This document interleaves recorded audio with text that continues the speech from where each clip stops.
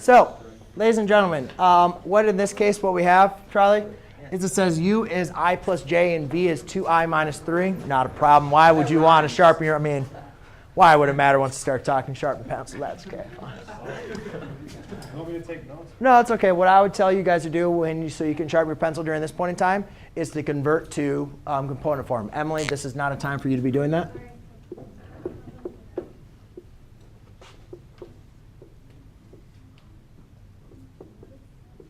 Okay, so all I did is it doesn't matter, guys, if it's in component form or it's written as a linear combination. This is the exact same thing.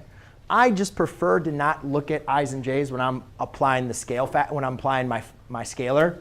So I like to write it in component form. You don't have to write it like that. If you want to keep it, if you just want to do the math without that, that's perfectly fine. For me, this is the way I proved it because I remember. Do you guys remember when I talked about when you have a scalar outside of a vector? That scalar goes to both the vectors. So therefore, this is 2, 2, and this is, this one now becomes -6, positive 9. Yes? How did you get those numbers, like 1, 1, 2, -3? Those are the coefficients.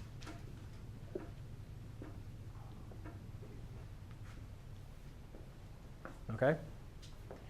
So now, by applying my scalar, by applying these two scalars, I've rewritten this as adding a subtraction problem, right? I've distributed, instead of minus that, I've added and distributed it to both of them. Okay? So now, I can combine these. So by combining them, 2 plus a -6 is -4, and then 2 plus 9 is 11. And that's my vector. Now, all I simply need to do is plot this.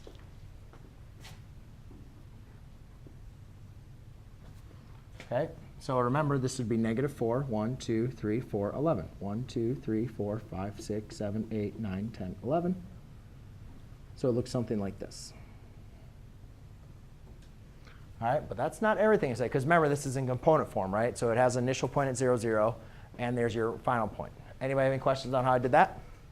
But now the next thing is I need to show you how do you represent this graphically. So to do that, what I'm going to want to show you is showing what 2u is and showing you what -3v is. Remember I told you guys, don't worry about subtraction. Convert subtraction to an addition problem. That means adding the negative. So rather than trying to show this as subtraction, I would say convert this subtraction to a addition of a -3v. All right? So let's go and see how, again, do we do addition of vectors geometrically. So the first thing we need to do is let's graph 2u. 2u is the vector 2, 2, right? So that's over 2, up 2. That is my vector 2u. Then let's go and look at the next vector. The vector of a -3v is -6, 9. So that is -6, 1, 2, 3, 4, 5, 6, 9. 1, 2, 3, 4, 5, 6, 7, 8, 9.